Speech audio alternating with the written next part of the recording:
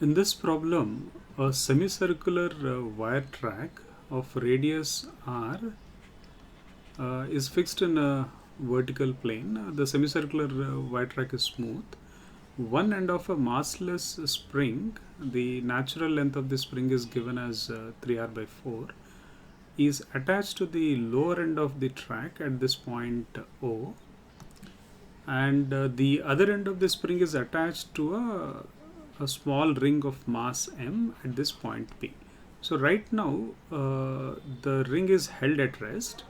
Now they're asking, as soon as you release the ring, we are asked to draw the free body diagram of the ring and find the tangential acceleration of the ring as well as the normal reaction applied by the wire track on the ring.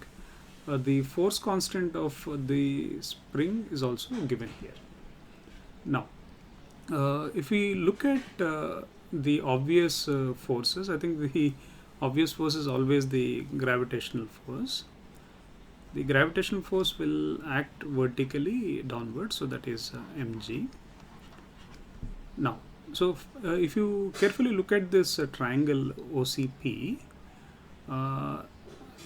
CP is radius and OC is also radius. So if this angle is 60 degrees in this triangle, so this angle should be 60 degrees, and then that means the other angle is also 60 degrees. So OCP is an equilateral triangle.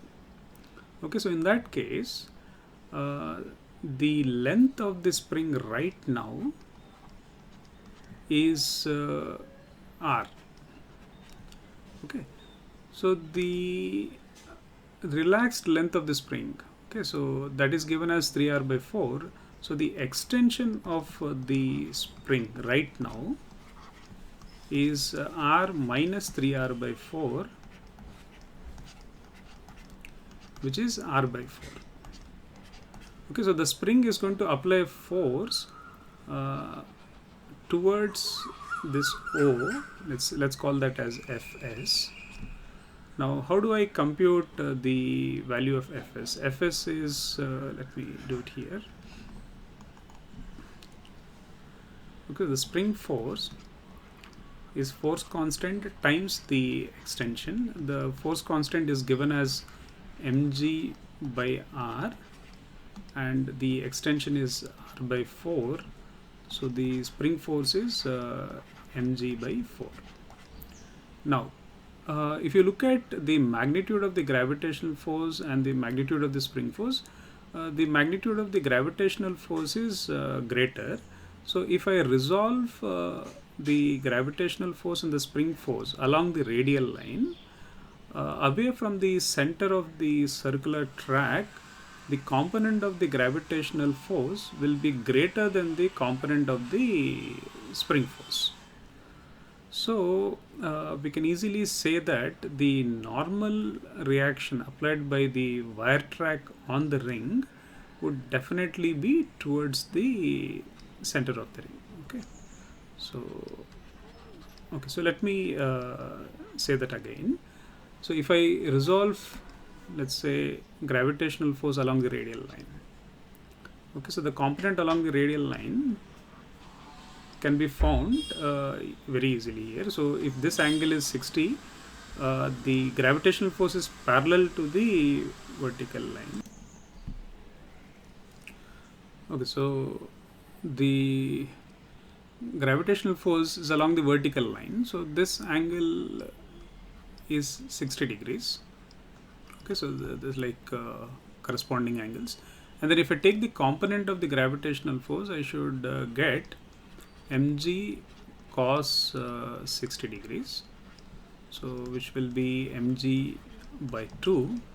And if I take the component of the spring force, okay, so which is towards the center of the circular track, which is Fs cos 60 degrees.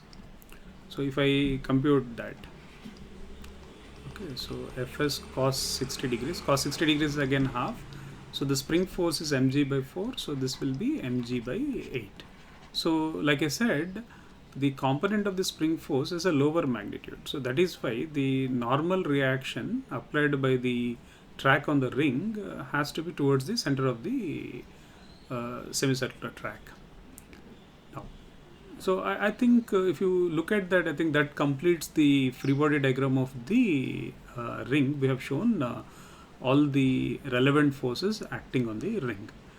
Now, in order to find the tangential acceleration, we need to figure out the net force along the tangential line. So here if I draw a tangent at point P, so that is the tangent.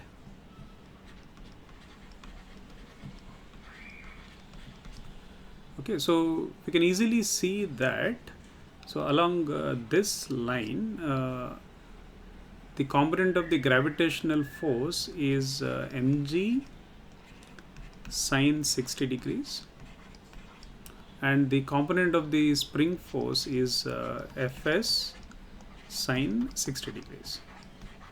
Okay, so that is the net force along the tangential line. Okay, so if we calculate this, I think this is mg sine 60 is root 3 by 2. So I'm going to take that as a common factor. So the spring force is mg by 4, and then sine 60 is root 3 by 2, and then we have 5 by 8 root 3 into mg. So once we have the net force along the tangent, the tangential acceleration is obviously obtained by dividing this force by mass. So that would be 5 root 3 by 8 g. Okay. Now the other part of the problem is we need to get the magnitude of the normal reaction. Now if you look at the radial line along the CP line, mg by 2 is away from the center, and then mg by 8 is towards the center.